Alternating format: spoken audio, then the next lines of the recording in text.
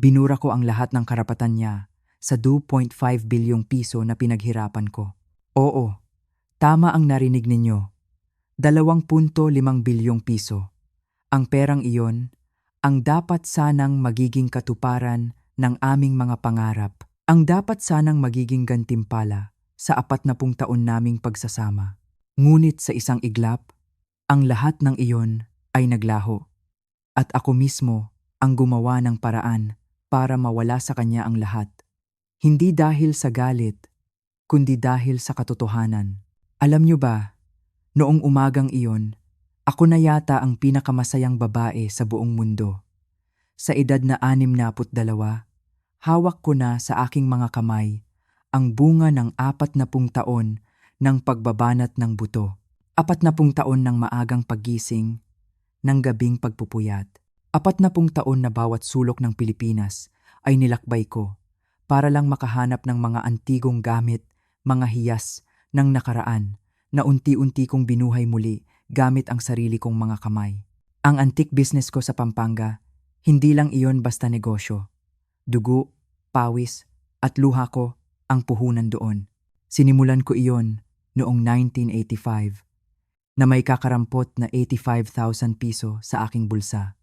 Ngunit may isang malaking pangarap sa aking puso. Habang ang asawa kong si Roberto ay tinatapos pa ang kanyang pag-aaral sa accounting. Ako ang sumalo sa lahat. Ako ang nagtiyaga. Naniwala ako sa aming pangarap. Ang pangarap na balang araw, giginhawa rin kami. At dumating na nga ang araw na iyon. Isang malaking kumpanya mula sa Singapore ang bumili ng aking negosyo. 2 taon nila akong niligawan, pero matigas ako. Ngunit sa wakas, bumigay na rin ako. Pagod na ang katawan ko. Nanlalabo na ang aking mga mata sa kakatingin sa maliliit na detalye. Sabi ko sa sarili ko, Elena, oras na para magpahinga. Oras na para namnamin ang buhay na matagal ninyong ipinagpaliban ni Roberto. Nang tumawag ang abogado ko, nanginginig ang buong katawan ko. Ma'am Elena, pumasok na po ang bayad. 5 bilyong piso. Nasa account nyo na. Diyos ko, hindi ako makapaniwala. Umiyak ako sa loob ng maliit kong opisina, hindi sa lungkot, kundi sa purong kaligayahan. Sa wakas, makakapunta na kami sa Palawan at magtatagal doon. Mababayaran na namin ang utang ni Christina sa pag-aaral niya ng medisina. At higit sa lahat, mabibigyan na namin ng magandang kinabukasan ang aming 3 apo. Hindi ako makapaghintay. Kailangan kong ibalita ito kay Roberto. Hindi pwede sa telepono lang. Kailangan kong makita ang reaksyon niya. Ang aming tagumpay ito. Kaya naman, kahit nanginginig pa ang mga kamay ko sa manibela, nagmaneho ako papuntang Makati.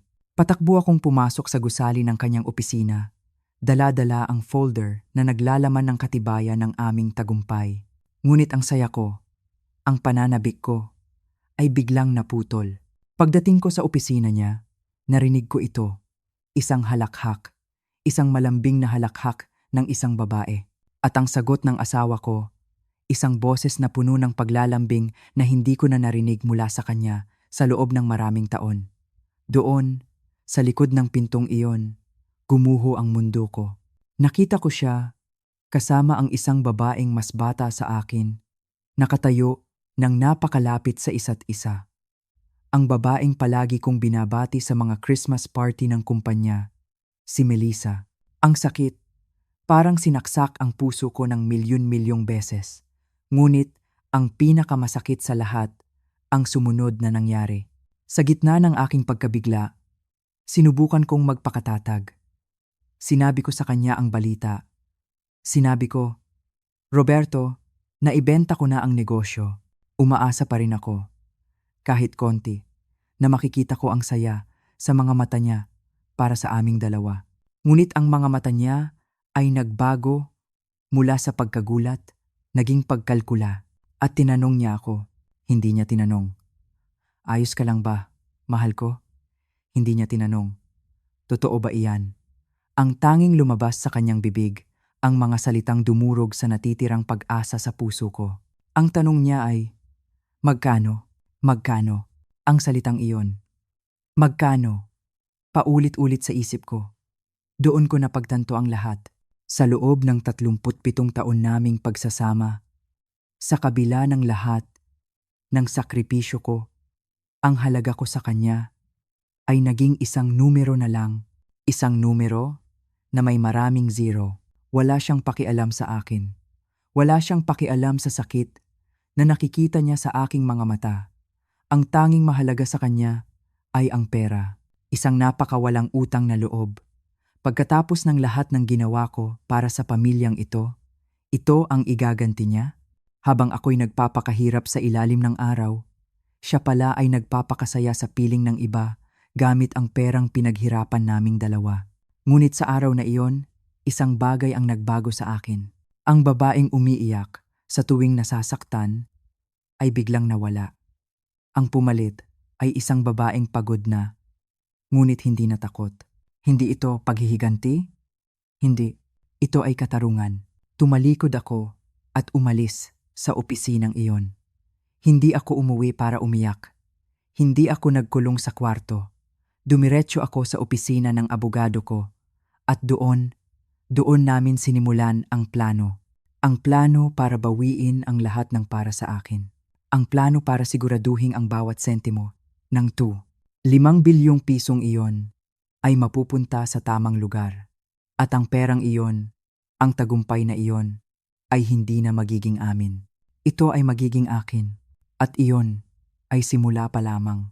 Bago tayo magpatuloy sa aking kwento, mangyaring mag-subscribe sa channel at i-comment sa ibaba kung saan kayo nakikinig ngayon.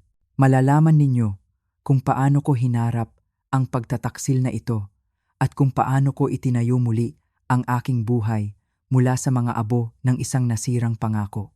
Ang bigat ng folder sa aking tabi ay parang bigat ng ginto. Sa loob nito ay ang katibayan ng 40 taon, ang kontratang nagsasabing ang lahat ng pagod ko ay nagbunga na. Hawak ko ng mahigpit ang manibela habang tinatahak ko ang daan papuntang Makati. Ang bawat ilaw trapiko na nagiging berde ay tila ba isang senyales mula sa tadhana, isang hudyat na nagsasabing, "Sige lang Elena, malapit ka na sa katuparan ng mga pangarap mo." Hindi ko mapigilang ngumiti. Ang ngiting ito, matagal ko nang hindi naramdaman.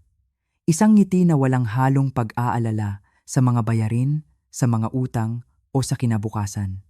Ito ay isang ngiti ng purong tagumpay. Ang biyahe ay tumagal ng 23 minuto, ngunit para sa akin, parang isang saglit lang iyon. Sa buong biyahe, iniisip ko ang mukha ni Roberto. Ano kaya ang magiging reaksyon niya? Sigurado akong magugulat siya. Hindi niya inaasahan ito. Kahit ako, hindi ko inaasahan na ganito kalaki ang ibabayad sa akin. 5 bilyong piso. Kapag binibigkas ko ang mga salitang iyon sa aking isipan, parang musika sa aking pandinig. Ito na iyon, ang simula ng aming bagong buhay. Ang buhay na palagi naming pinag-uusapan tuwing gabi. Habang pagod kaming nakahiga sa kama. Balang araw, Elena, sabi niya, bibilhin natin yung bahay sa Tagaytay, yung may tanawin ng bulkan. At sasagutin ko naman, at maglalayag tayo sa Palawan, Roberto. Tayong dalawa lang. Mga pangarap na noon ay tila bituin sa langit, malayo at imposibleng abutin. Ngayon, abot kamay ko na. Abot kamay na naming dalawa. Ang kumpanya ni Roberto, ang Santos, Cruz, Associates, ay isang kilalang accounting firm. 18 taon na siyang partner doon. Bihira akong pumunta sa opisina niya. Palagi niyang sinasabi na gusto niyang ihiwalay ang trabaho sa pamilya. Isang prinsipyo na iginalang ko naman. Sa isip ko, iyon ang paraan niya para protektahan kami mula sa stress ng kanyang trabaho. Ngayon ko lang napagtanto, baka may iba pa siyang pinoprotektahan. Nang makarating ako sa parking lot, ipinarada ko ang kotse sa espasyong para sa mga bisita. Halos takbuhin ko ang daan patungo sa mga salaming pinto ng gusali. Ang puso ko ay kumakabog, hindi sa kaba, kundi sa purong pananabik.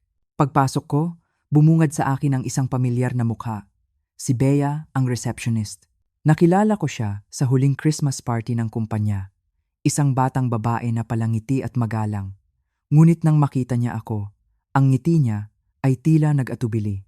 Ma'am Elena, sabi niya, na may halong pagkagulat. Ang aga niyo po yata. Nandito po ba kayo para kay Sir Roberto? Ang kanyang boses ay tila may pag-aalinlangan. May kakaiba sa kanyang mga mata. Isang bagay na hindi ko maintindihan noong una. Oo, Bea, sagot ko, na may malapad na ngiti.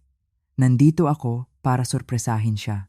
May dala akong napakagandang balita. Available ba siya? Tumingin si Bea sa kanyang computer screen. At doon, nakita ko ito. Isang mabilis na pagbabago sa kanyang ekspresyon. Isang kislap ng, ano iyon? Pag-aalala? Kaba? Hindi ko matukoy. Parang may gusto siyang sabihin, ngunit pinipigilan niya ang kanyang sarili. Nasa opisina po niya siya, ma'am, sabi niya, na umiiwas ng tingin. Tatawagan ko na lang po siya para ipaalam na nandito kayo. Naku, huwag na, sabi ko, na hindi na makapaghintay. Ako na ang bahala. Gusto ko siyang sorpresahin. At nagsimula na akong maglakad patungo sa hallway, papunta sa mga elevator. Narinig ko pa siyang tumawag sa aking likuran. Ma'am Elena, sandali lang po. Baka po. Dapat.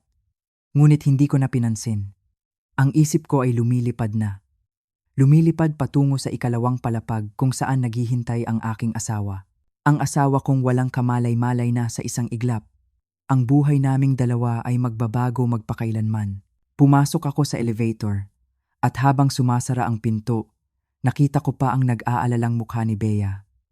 Noong mga sandaling iyon, binaliwala ko ito. Isang maliit na bagay na hindi dapat pansinin. Ngayon, habang inaalala ko ang lahat, naiintindihan ko na.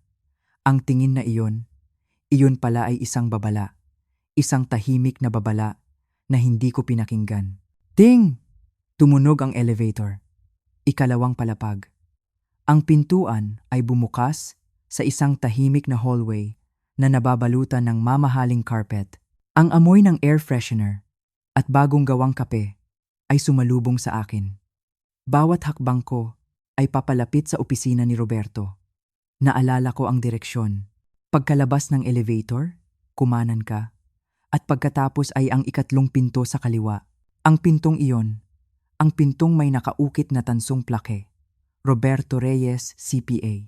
Habang papalapit ako, lalong bumibilis ang tibok ng aking puso. Ini-imagine ko na ang kanyang reaksyon. Ang pagkunot ng kanyang noo, nasusundan ng dahan-dahang paglaki ng kanyang mga mata habang binabasa niya ang mga dokumento. Ang pagyakap niya sa akin ng mahigpit, ang mga salitang, "Nagawa natin, Elena, nagawa natin." Ang mga sandaling iyon ang nagtulak sa akin na magpatuloy. Ang pangarap na iyon ang nagbigay sa akin ng lakas. Nasa tapat na ako ng pinto. Ang aking kamay ay nakaangat na, handa nang kumatok, ngunit napahinto ako. May narinig ako mula sa loob. Isang tunog na hindi ko inaasahan. Isang tunog na hindi dapat naroroon. Isang halakhak. Hindi ito ang halakhak ni Roberto. Ito ay halakhak ng isang babae. Isang halakhak na malambing, magaan, at puno ng paglalambing. Parang musika na para lamang sa isang tao. Napatigil ang kamay ko sa ere. Ang ngiti sa aking mga labi ay unti-unting naglaho. Roberto, ang sama-sama mo talaga, sabi ng boses ng babae. Isang boses na mapaglaro. Isang boses na puno ng pagmamahal. Sumunod ang boses ng aking asawa.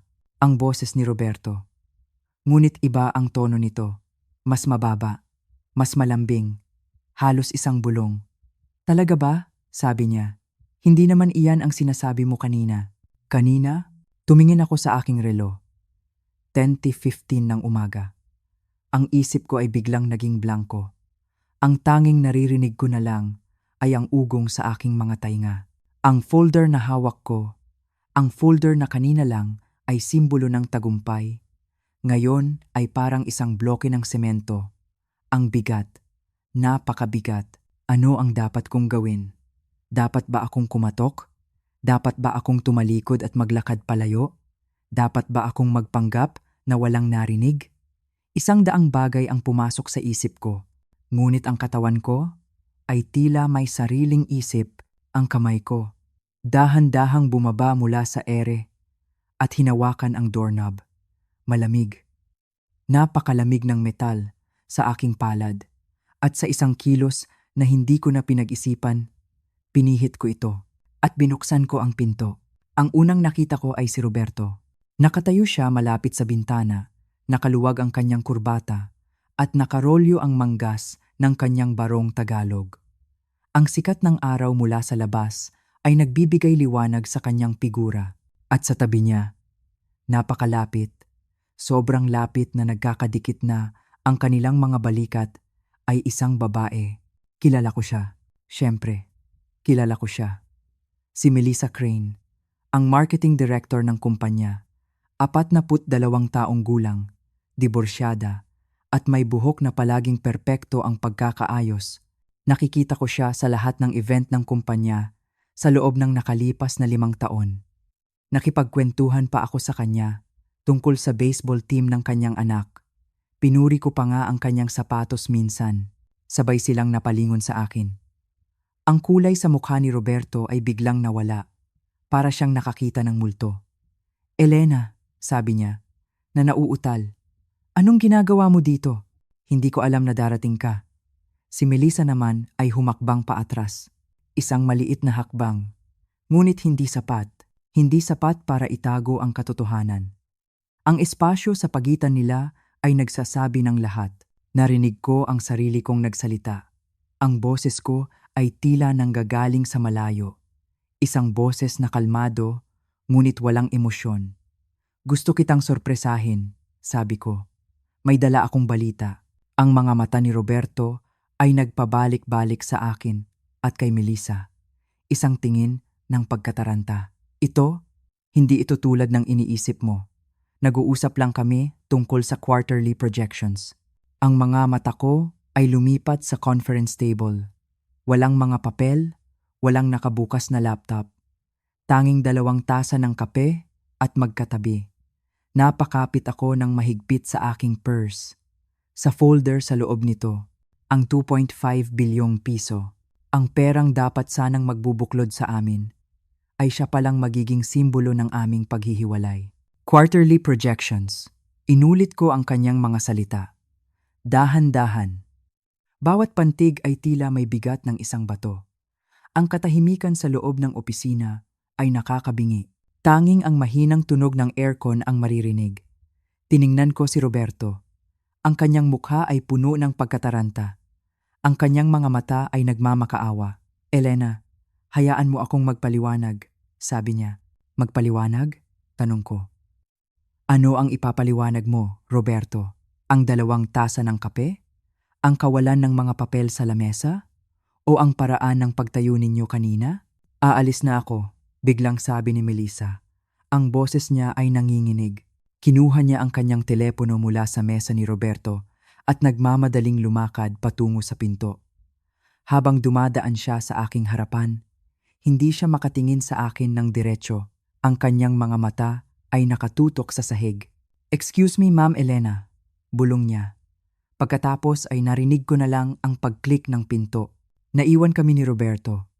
2 lang kami sa loob ng malaking opisina.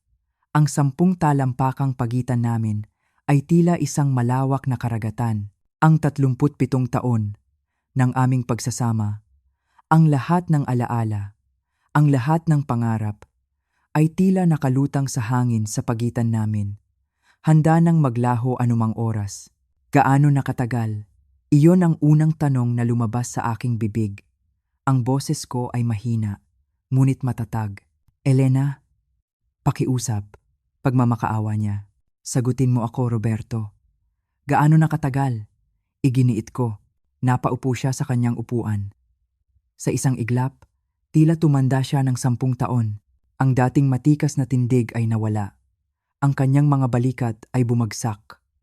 Tumingin siya sa akin, at sa kanyang mga mata, nakita ko ang pagsuko. 3 taon, sabi niya. Halos pabulong. 3 taon. Ang mga salitang iyon ay tumusok sa aking puso na parang isang punyal. 3 taon. Ang isip ko ay mabilis na naglakbay pabalik sa nakaraan. 3 taon.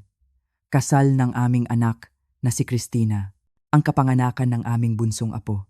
Ang libing ng aking ina, kung saan hawak-hawak ni Roberto ang aking kamay sa buong seremonya, nagbibigay ng lakas habang sa likod ng aking isipan, may iba na pala siyang pinaglalaanan ng kanyang pagmamahal. Ang lahat ng masasayang alaala, ang lahat ng masasakit na sandali ay biglang nabahiran ng kasinungalingan. Patawarin mo ako, sabi niya. Hindi ko sinasadyang malaman mo sa ganitong paraan. Ang ibig niyang sabihin, hindi niya sinasadyang malaman ko. Kung hindi ako dumating ng araw na iyon, magpapatuloy pa rin sila. Magpapatuloy pa rin ang kanilang lihim na relasyon. At ako ay mananatiling isang asawang walang kamalay-malay, isang tanga. Sa mga sandaling iyon, dapat ay sumigaw ako. Dapat ay nagwala ako. Dapat ay ibinato ko ang lahat ng bagay na mahawakan ko. Ngunit walang lumabas na emosyon. Ang tanging naramdaman ko ay isang nakakabinging katahimikan sa loob ko. Isang malamig na pakiramdam na unti-unting gumapang sa aking buong katawan. At pagkatapos, sinabi ko ang mga salitang magpapabago sa lahat. Naibenta ko na ang negosyo. Sabi ko, tumingin siya sa akin, na may pagkalito sa kanyang mukha. Ano? Ang antique shop. Tinanggap ko na ang alok. Pumasok na ang pera kaninang umaga. Kaya ako naparito. Akala ko magdiriwang tayo. Pinagmasdan ko siyang mabuti. Ang pagkalito sa kanyang mukha ay dahan-dahang napalitan ng ibang emosyon, pagkagulat. At pagkatapos, isang bagay na mas malalim. Isang bagay na pamilyar. Ang tingin na nakita ko kanina. Ang tingin ng isang accountant. Ang tingin ng isang taong nagkakalkula. Magkano? Tanong niya. At doon na iyon. Ang huling pako sa kabaong ng aming pagsasama. Hindi ayos ka lang ba? Hindi. Anong kailangan mo? Kundi magkano? Ang buong presyo, sagot ko. 2.5 bilyong piso. Nakita ko ang paglaki ng kanyang mga mata. Sa isang sandali, nakalimutan niya si Melissa. Nakalimutan niya ang kanyang pagtataksil. Ang tanging nakikita niya ay mga numero. Mga dolyar o sa aming kaso, mga piso. Hindi ka panipaniwala, Elena. Yan ay... Kailangan nating pag-usapan ito. Kung paano natin invest, kung paano ayusin ang mga buwis. Bilang asawa mo, matutulungan kita. Bilang asawa ko, inulit ko, na may diin sa bawat salita. Oo, Roberto, kailangan talaga nating pag-usapan iyan. May narinig siyang kakaiba sa tono ko. Elena, yung nangyari kanina kay Melissa, komplikado iyon. Pero itong pagbenta ng negosyo, ito ay isang bagay na pareho nating pinaghirapan. Ang perang iyan ay para sa ating dalawa, para sa aming dalawa. Pagkatapos ng 40 taon na ako ang nagpatakbo ng negosyong iyon, ako ang bumili, ako ang nagbenta, ako ang nagpalago ng pangalan at reputasyon nito, habang siya ay abala sa pag-akyat sa hagdanan ng tagumpay sa kanyang sariling karera. Tama ka, sabi ko. Ang boses ko ay kalmado na ngayon. Isang nakakakilabot na kalmado. Kailangan nating pag-usapan ito. Pero hindi dito. Hindi ngayon. Kailangan ko ng oras. Ang ginhawa sa kanyang mukha ay hindi maitatago. Siyempre, mahal. Take all the time you need. Aayusin natin ito, Elena. Lahat ng ito, tumango lang ako. At tumalikod na para umalis. Ngunit bago ako makalabas, tinawag niya ako. Elena, lumingon ako. Mahal kita, sabi niya. Hindi iyon nagbago. Hindi ako sumagot. Naglakad lang ako papalabas. Palabas ng opisina. Palabas ng buhay niya. Lumabas ako ng gusali. Ngunit hindi ako dumiretso sa aking kotse. Naglakad ako. Naglakad ako nang walang direksyon. Ang ingay ng Makati, ang busina ng mga sasakyan, ang sigawan ng mga tao ay hindi ko marinig. Ang tanging naririnig ko ay ang paulit-ulit na salita sa aking isipan. 3 taon. Magkano? Mahal kita. Mga kasinungalingan. Lahat ay kasinungalingan. Umupo ako sa isang bench sa isang maliit na parke. Pinanood ko ang mga taong naglalakad. Mga empleyadong nagmamadali, mga magkasintahang magkahawak kamay. Bawat isa ay may sariling kwento, may sariling mundo. At ang mundo ko, ang mundong binuo ko sa loob ng 37 taon, ay gumuho sa loob lamang ng ilang minuto. Ano ang gagawin ko ngayon? Saan ako pupunta? Ang bahay namin, hindi ko kayang umuwi doon. Ang bawat sulok ng bahay na iyon ay puno ng alaala. Alaala na ngayon ay nababalutan na ng lason ng pagtataksil. Ang kwarto namin, ang kama kung saan kami natutulog gabi-gabi, hindi ko kayang humiga doon. Hindi ko kayang isipin na ang katawan niya, ang katawan na minahal ko, ay hinawakan na ng iba. Ngunit sa gitna ng sakit at pagkalito, isang bagay ang naging malinaw sa akin. Hindi ako pwedeng maging mahina. Hindi ngayon. Lalo na ngayon. Mayroon akong 2.5 bilyong piso sa aking pangalan at alam ko, sa puso ko, na gagawin ni Roberto ang lahat para makuha ang parte niya. Ang sinabi niyang, ang perang iyan ay para sa ating dalawa, ay hindi isang paalala ng kanilang pagsasama. Ito ay isang banta. Kinuha ko ang aking telepono at tinawagan ang isang numero na matagal ko nang hindi natatawagan para sa personal na bagay. Ang numero ng aking abogado, si Attorney Benjamin Santos. Siya ang humawak ng lahat ng legal na papeles ng aking negosyo sa loob ng 15 taon. Isang taong matalino, direkta, at higit sa lahat, mapagkakatiwalaan. Alam ko rin na dumaan siya sa isang magulong diborsyo, 10 taon na ang nakalipas. Kung may isang taong makakaintindi sa sitwasyon ko, siya na iyon. Ma'am Elena, sabi ng kanyang sekretarya. Hindi po kayo naka-schedule ngayon. Alam ko, sabi ko. Pero Jinji ito, sabihin mo kailangan ko siyang makausap ngayon din. Pagdating ko sa kanyang opisina sa Ortigas, ipinasok agad ako. Nakaupo si Attorney Santos sa likod ng kanyang malaking mahogany desk, napapalibutan ng mga libro ng batas. Sa edad na 65, ang kanyang buhok ay puti na, ngunit ang kanyang mga mata ay matalas pa rin. Elena, sabi niya, na may pagtataka.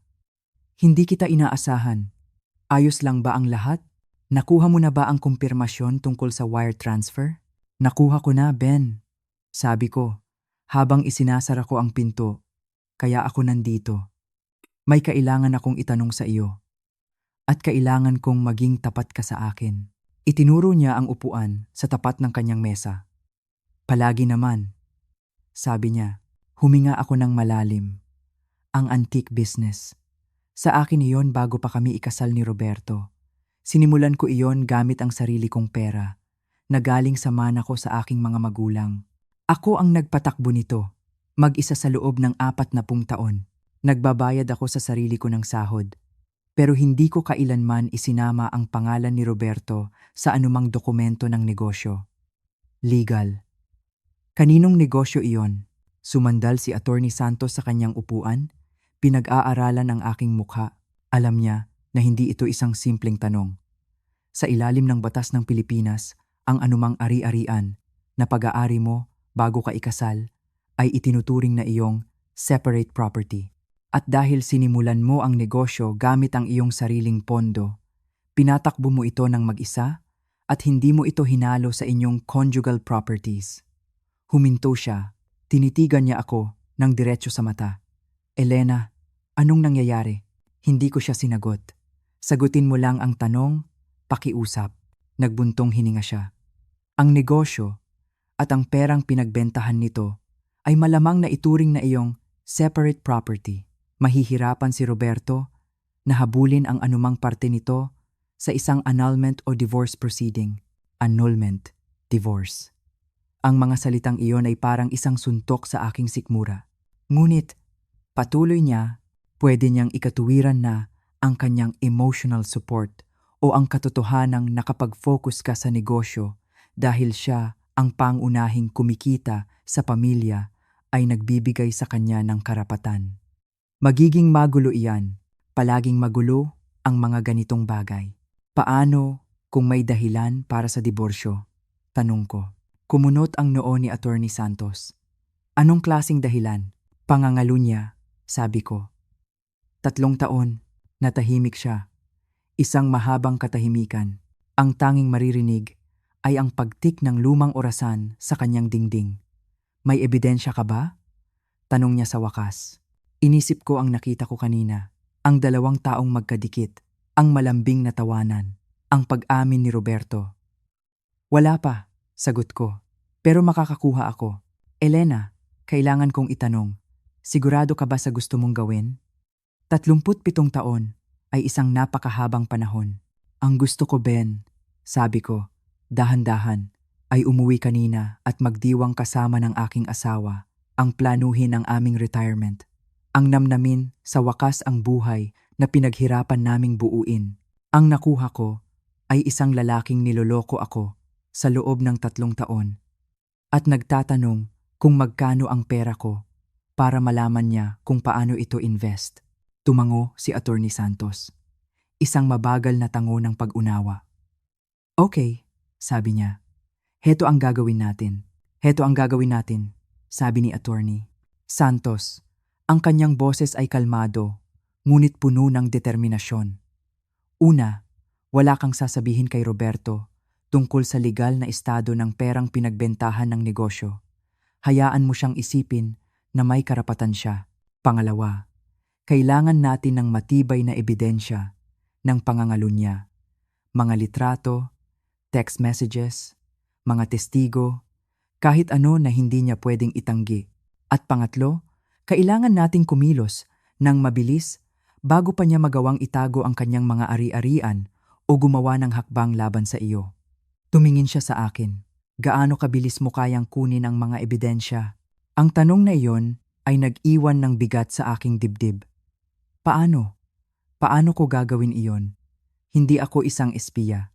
Isa akong simpleng negosyante, isang asawa, isang ina. Ngunit habang iniisip ko ang mukha ni Roberto, ang kanyang pagkalkula, ang kanyang kasinungalingan, isang bagong apoy ang nag-alab sa loob ko. Isang apoy ng determinasyon.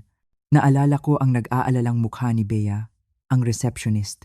Naalala ko ang 3 taon ng mga Christmas party, mga business dinner, at mga biglaang emergency meeting ni Roberto sa opisina tuwing weekend.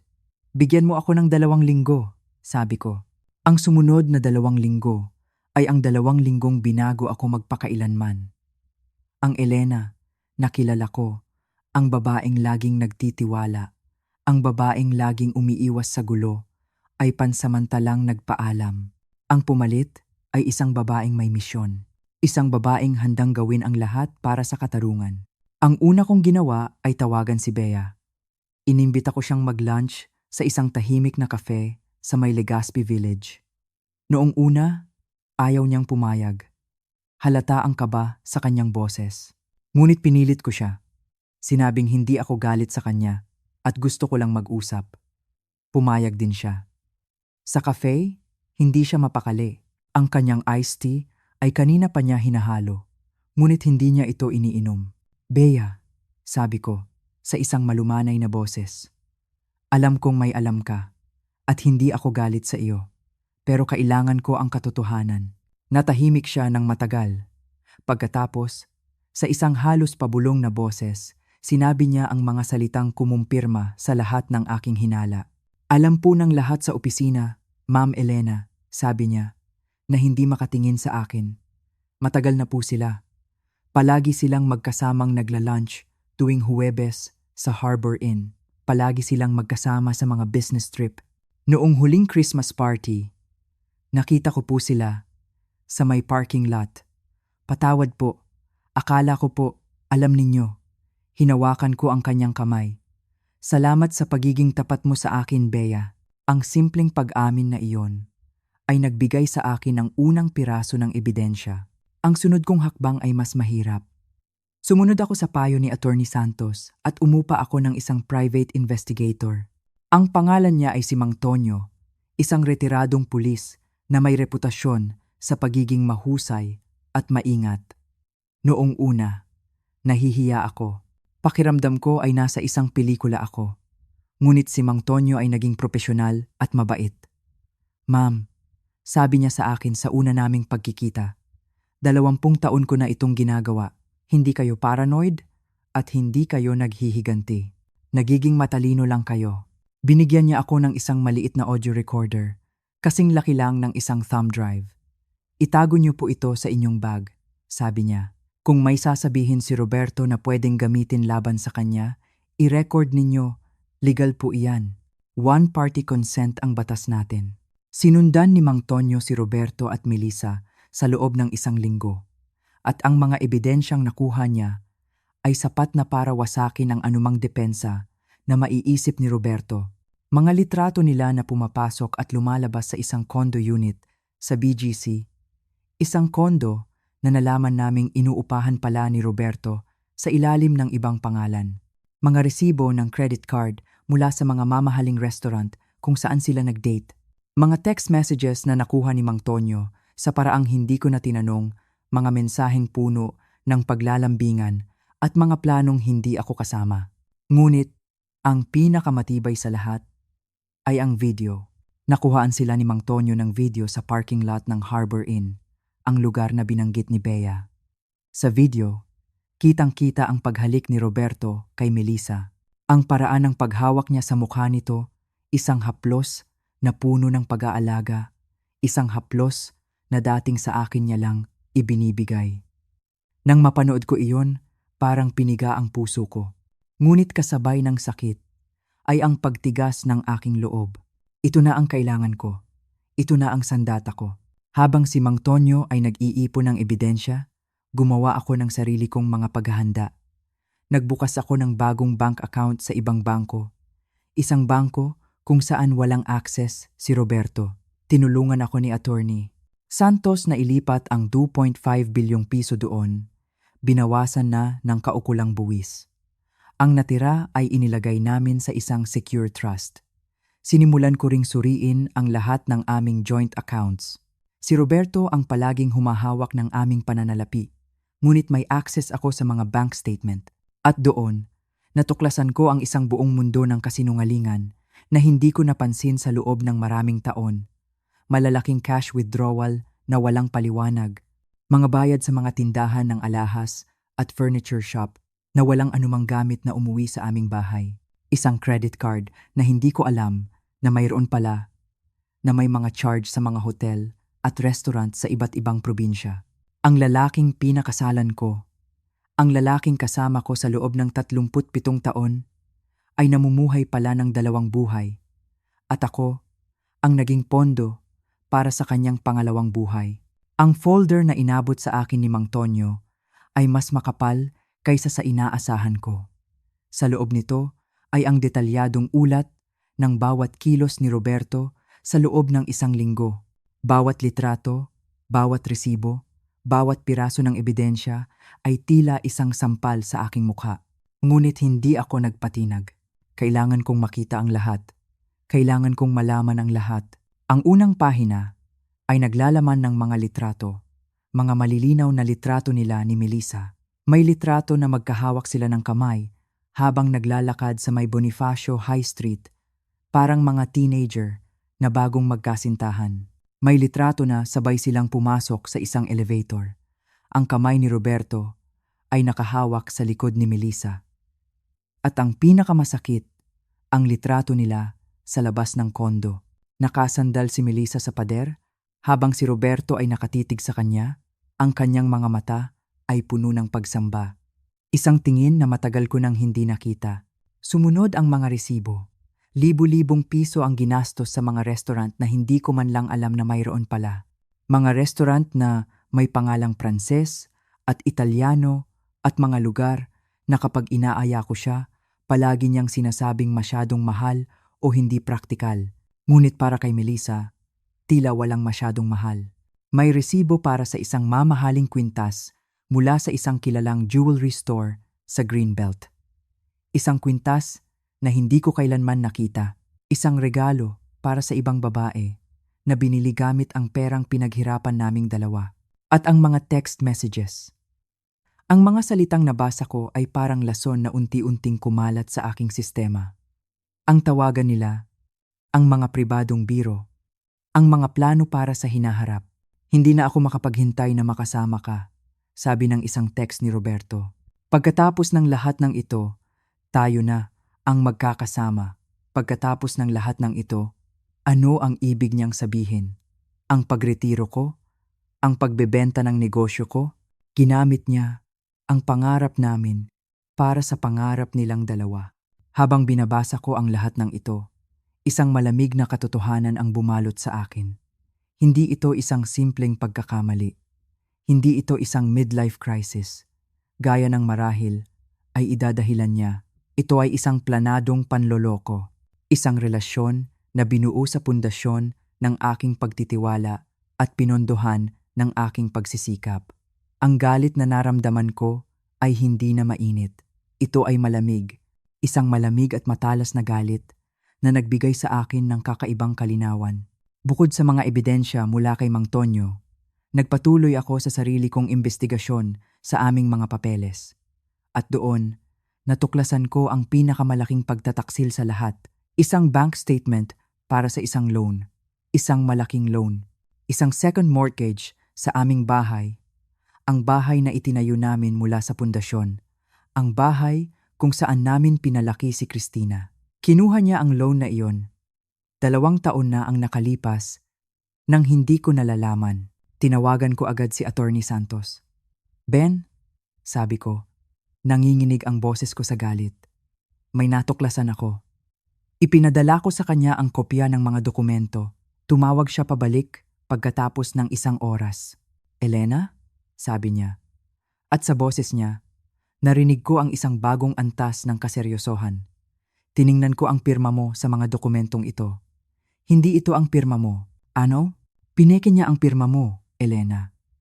Ang ginawa niya ay hindi lang isang paglabag sa inyong kasal. Ito ay isang krimen. Estafa through falsification of documents. Federal crime ito. Ito na ang alas natin. Ang balitang iyon ay ang huling piraso ng puzzle. Ang lalaking minahal ko, ang lalaking pinagkatiwalaan ko sa lahat, ay hindi lang isang manloloko. Isa rin siyang kriminal. Sa mga sandaling iyon, ang lahat ng pag-aalinlangan sa aking puso ay nawala. Ang lahat ng takot ay napalitan ng isang matatag na desisyon. Tapos na. Kailangan na itong tapusin.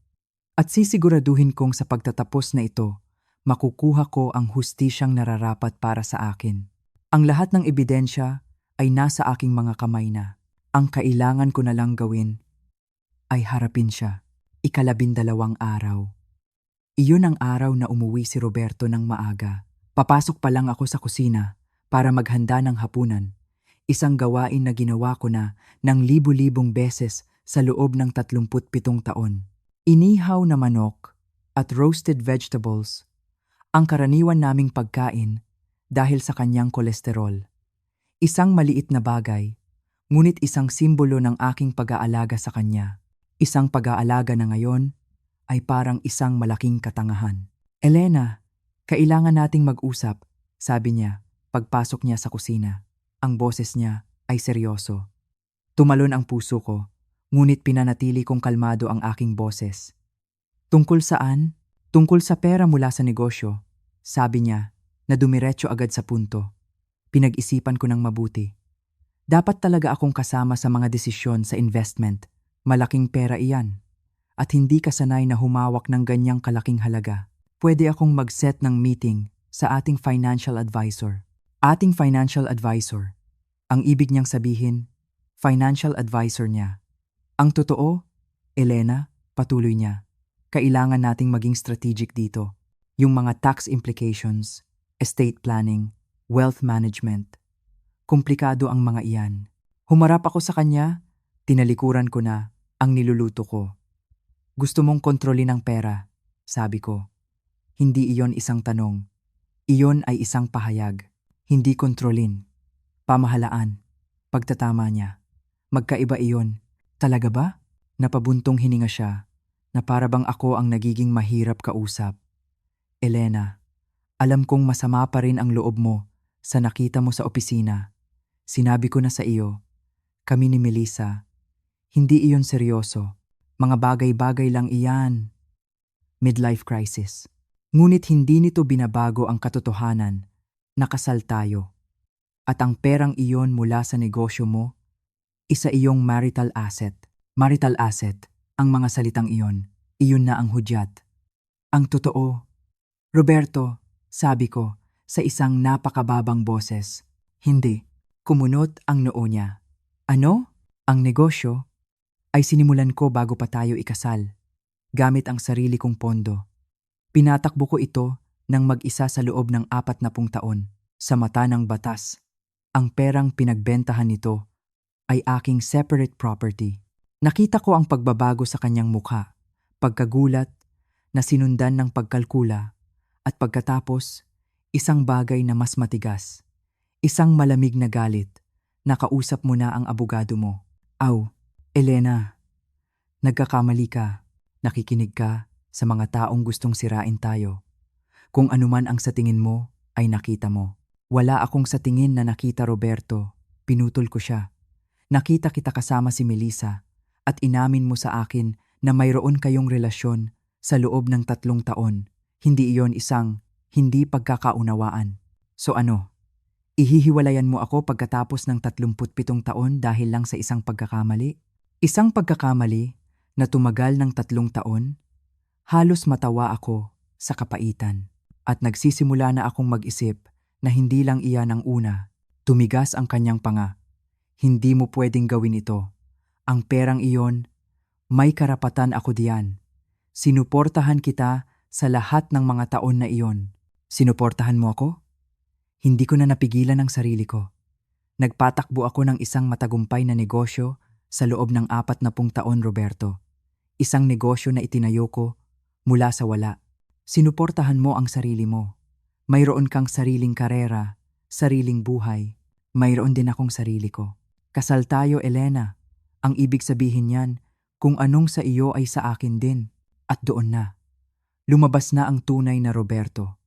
Hindi ang lalaking humawak sa kamay ko sa libing ng aking ina. Hindi ang lalaking isinayaw ako sa kasal ng aming anak, kundi ang lalaking tumitingin sa akin. At sa 2.5 bilyong piso, bilang isang ari-arian, na dapat niyang angkinin. Pinatay ko ang kalan. Bahala nang masunog ang manok. Makakatanggap ka ng sulat mula sa aking abogado, sabi ko.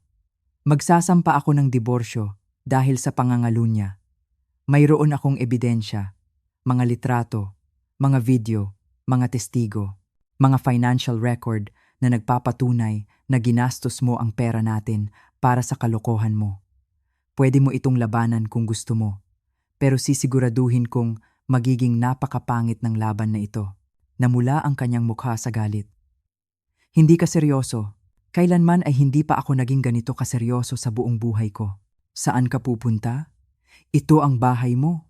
Ang totoo, sabi ko, habang kinukuha ang aking purse. Ito ay bahay natin. Isang conjugal property. Ang ibig sabihin, may karapatan akong manatili dito tulad mo. Pero ayoko na. Makikitira muna ako kay Christina. Gagamitin mo pa ang anak natin laban sa akin. Sasabihin ko sa anak natin ang katotohanan. Kung anong gagawin niya sa impormasyong iyon, ay desisyon na niya. Naglakad ako palabas ng kusina, umakyat sa aming kwarto, at nag-umpisang mag-impake. Sinundan ako ni Roberto, nagsisigaw, nagmamakaawa, at nagbabanta.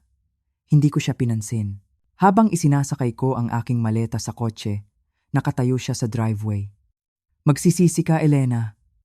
Akala mo ba kaya mong kunin ang lahat at iwanan ako ng walang-wala? Lalabanan kita para sa bawat sentimo. Tumingin ako sa kanya. Tiningnan ko siya ng mabuti. Siguro, sa unang pagkakataon, sa loob ng maraming taon.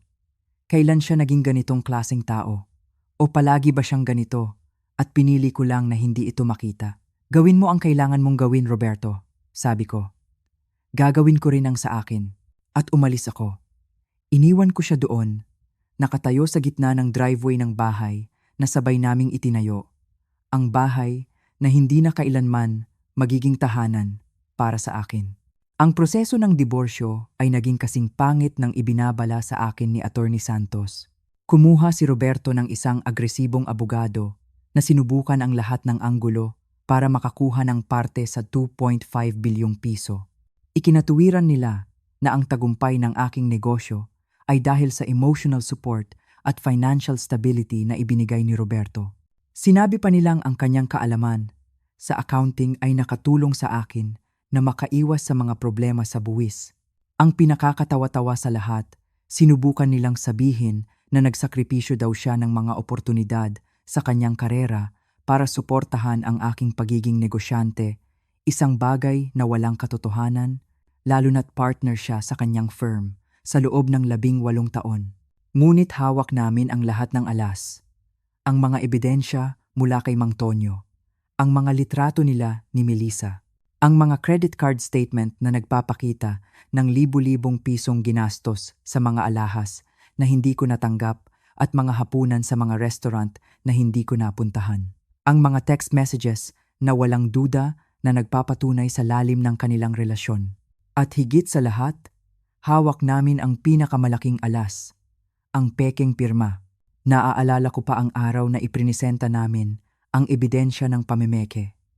Nasa isang conference room kami, kasama ang aming mga abogado, habang ipinapaliwanag ni Attorney Santos ang tungkol sa second mortgage at ang mga legal na implikasyon ng estafa through falsification of documents.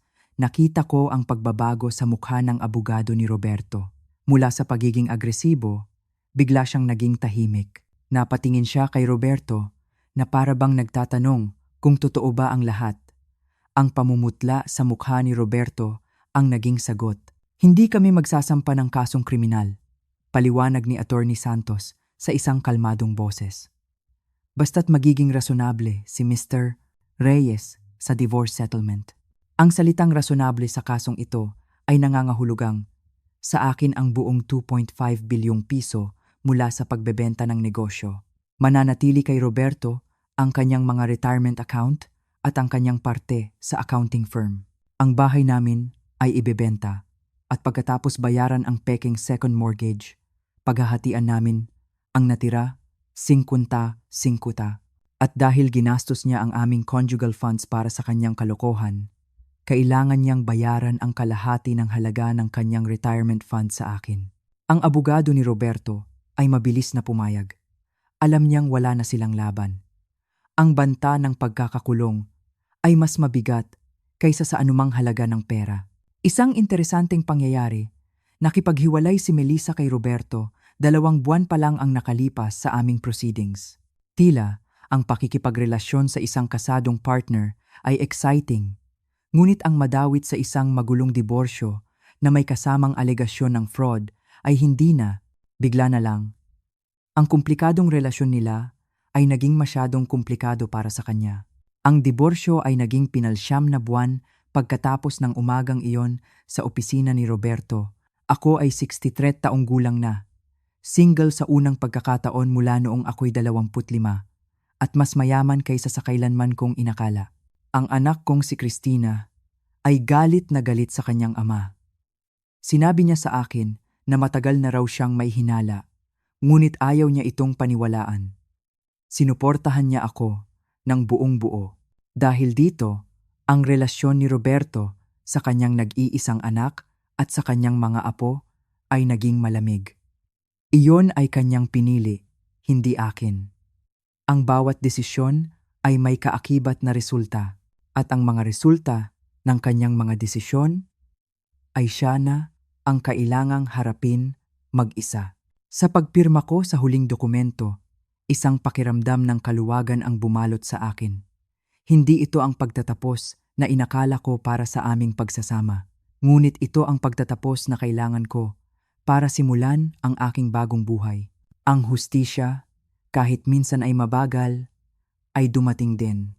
Pagkatapos ng diborsyo, may isang malaking tanong na bumungad sa akin. Ano na ngayon? Sa edad na 63, hawak ko ang isang kalayaan na hindi ko kailanman naranasan at isang kayamanan na hindi ko kailanman pinangarap. Ang 2.5 bilyong piso ay hindi lang basta pera. Ito ay isang malaking responsibilidad. At sa unang pagkakataon sa loob ng maraming taon, ako lang ang magdedesisyon kung ano ang gagawin dito. Ang una kong ginawa ay humanap ng sarili kong financial advisor, hindi ang kay Roberto. Isang babae ang pinili ko, si Patricia Reyes, na dalubhasa sa pagtulong sa mga bagong diborsyadang babae na pamahalaan ang kanilang biglaang yaman. Magkasama, gumawa kami ng isang plano. Isang plano hindi lang para sa pera, kundi para sa aking bagong buhay. ₱1 bilyon ang inilagay namin sa mga konserbatibong investment, mga bagay na hindi ko masyadong naiintindihan noon, pero ngayon ay pinag-aaralan ko na. Mga bonds, index funds, mga bagay na magbibigay sa akin ng seguridad sa hinaharap. ₱500 milyong naman ang inilaan ko para sa isang pundasyon na ako mismo ang nagtayo. Tinawag ko itong Second Chances Foundation. Ang layunin nito ay tulungan ang mga babaeng negosyante, lalo na ang mga nasa edad ko na gustong magsimula ng sarili nilang negosyo. Si Christina, ang anak ko, na palaging interesado sa business development, ang tumulong sa akin na patakbuhin ito. Ang pagtulong sa iba ay nagbigay ng bagong kahulugan sa perang pinaghirapan ko. Hindi na lang ito tungkol sa akin. ₱500 milyon ang itinabi ko para sa aking mga gastusin at personal na mga investment. At ang natitirang ₱500 milyon, iyon ang ginamit ko para magsaya. Naaalala niyo ba? Yung bahay na pangarap namin sa Palawan? Hindi ko na ito nirentahan, binili ko. Isang maliit na bahay na bato na may sariling hardin at tanawin ng karagatan. Doon ako tumira sa loob ng 6 na buwan. Natuto akong magluto ng mga lokal na pagkain. Naglakad-lakad ako sa dalampasigan tuwing umaga. Pinanood ko ang paglubog ng araw gabi-gabi. Natagpuan ko ang kapayapaan sa katahimikan ng lugar na iyon. At yung pangarap naming paglalayag sa mga isla, ginawa ko rin. Pero hindi ako sumakay sa isang malaking cruise ship. Umupa ako ng isang maliit na yate na may sariling kapitan at crew. Inimbita ko si Christina at ang kanyang pamilya na sumama sa akin. 3 linggo kaming naglibot sa mga islang hindi mo makikita sa mapa. Lumangoy kami sa napakalinaw na tubig, kumain ng sariwang isda, at gumawa ng mga alaalang hindi mabibili ng kahit anong halaga. Binayaran ko ng buo ang mga utang ni Christina sa kanyang pag-aaral ng medisina. Nagtayo ako ng mga trust fund para sa aking 3 apo, pero hindi yung tipo na magpapalaki sa kanila na maging tamad. Ang pondong iyon ay para lamang sa kanilang edukasyon at bilang panimulang puhunan kung gusto nilang magnegosyo o bumili ng bahay. Kailangan pa rin nilang magtrabaho para sa anumang luho na gusto nila. At oo, nagsimula akong makipag-date sa edad na 63. Hindi ako naghahanap ng bagong asawa. Minarkahan na ako ng karanasang iyon. Ngunit natuklasan ko na masarap din pala ang may kasamang kausap. May kasamang kumain sa labas nang walang anumang legal na pananagutan. Lumabas ako kasama ang isang retiradong propesor, isang pintor, at isang napakagwapong Italyano na may-ari ng isang panaderya sa Florence na nakilala ko sa isa sa aking mga biyahe. Walang naging seryoso. Hindi iyon ang punto. Ang punto ay nabubuhay ako. Sa unang pagkakataon sa loob ng napakatagal na panahon, nabubuhay ako ayon sa sarili kong mga patakaran. 2 taon pagkatapos ng diborsyo, bumalik ako sa Maynila para sa kaarawan ni Christina. Naghapunan kami sa isang mamahaling restaurant sa BGC. Yung tipo ng lugar na hindi ko kailanman mapupuntahan noong kasal pa kami dahil palaging sinasabi ni Roberto na masyadong magastos. Kadarating pa lang ng aming appetizers nang makita ko siya, si Roberto. Nakaupo siya sa isang mesa sa kabilang dulo ng silid. May kasamang babae na hindi ko kilala. Mas bata sa kanya, pero hindi kasing bata ni Melissa. Magkahawak sila ng kamay sa ibabaw ng mesa. Nagtagpo ang aming mga mata sa gitna ng maingay na restaurant. Sa isang iglap, tila huminto ang lahat sa paligid. Nakita ko ang pagbabago sa kanyang mukha. Mukha siyang mas matanda, mas payat. May isang guhit ng kapaguran sa paligid ng kanyang bibig na wala pa doon dati. Sa sandaling iyon, inasahan kong makakaramdam ako ng kung ano. Pagtatagumpay, marahil, o kaya'y galit pa rin. O kahit man lang kasiyahan na makita siyang hindi na kasing sigla ng dati. Ngunit wala. Ang tanging naramdaman ko ay isang bahagyang kuryosidad tungkol sa babaeng kasama niya at pagkatapos, isang mas matinding kuryosidad tungkol sa listahan ng alak. Ma, hinawakan ni Christina ang aking kamay. Ayos ka lang? Ngumiti ako sa kanya, isang tunay na ngiti. Ayos lang ako, anak, sabi ko. At iyon ang totoo. Sige na, mag-order tayo ng isang bote ng Barolo. Yung masarap. Nag-order kami ng mamahaling alak, ng mamahaling pagkain, at ng nakakalukang mahal na dessert na sa huli ay sulit naman pala. Nagtawanan kami, nagkwentuhan, at ipinakita sa akin ni Christina ang mga bagong litrato ng mga apo ko sa kanyang telepono. Hindi ko na muling tiningnan ang mesa ni Roberto. Nang paalis na kami, kinailangan naming dumaan sa kanyang mesa para makarating sa labasan. Tumayo siya nang papalapit na ako. Elena, sabi niya, na may halong pagkailang. You look well. Salamat, Roberto. Sagot ko. Narinig ko ang tungkol sa foundation mo. Yung second chances. Maganda iyan. Maganda na may ginagawa kang makabuluhan sa pera. Halos matawa ako. Hanggang ngayon, pera pa rin ang nasa isip niya. Marami akong ginagawa, Roberto, sabi ko. Isa lang doon ang foundation. Oo, syempre, sabi niya, at itinuro ang babae sa kanyang mesa. Siya nga pala si Karen. Karen, si Elena, ang ex-wife ko. Tumingin sa akin si Karen na may halong pagkailang. Nakaramdam ako ng bahagyang awa para sa kanya. Malamang ay wala siyang ideya kung ano ang pinasok niya. Nice to meet you, magalang kong sabi. Pagkatapos, binalingan ko si Roberto. Sana ay nasa mabuti ka ring kalagayan. At lumakad na ako palabas bago pa siya makasagot. Hinihintay ako ni Christina sa labas.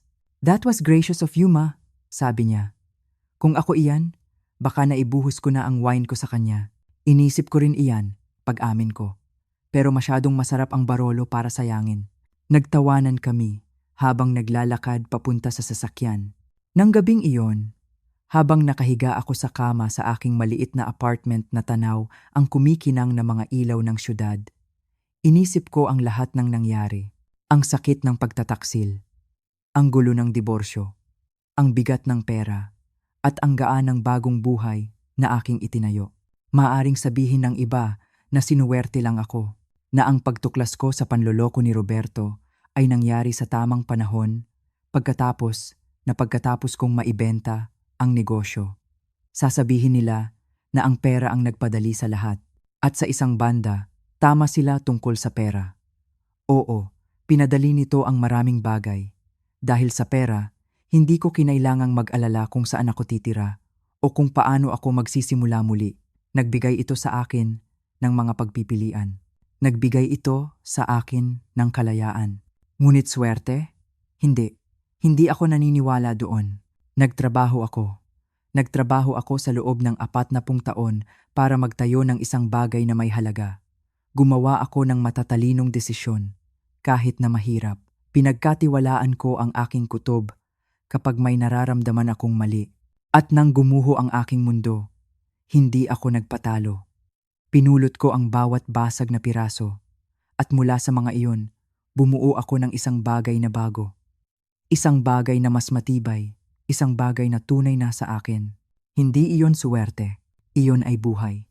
Ang buhay ay hindi tungkol sa hindi pagkakamali o hindi pagkakaroon ng problema. Ito ay tungkol sa kung paano ka babangon pagkatapos mong madapa. At ako, sa edad na 63, natutunan kong hindi lang bumangon. Natutunan kong lumipad. Nakatulog ako ng gabing iyon na iniisip ang susunod kong biyahe. Nabanggit sa akin ni Patricia, ang aking financial advisor, ang tungkol sa isang photography tour sa Batanes. 6 na linggo, maliit na grupo, propesyonal ang magtuturo. Noon pa man, gusto ko nang matutong kumuha ng magagandang litrato. Ngayon, wala nang pumipigil sa akin. Sa edad na 63, hawak ko ang lahat ng oras sa mundo at sisiguraduhin kong ang bawat sandali ay magiging sulit.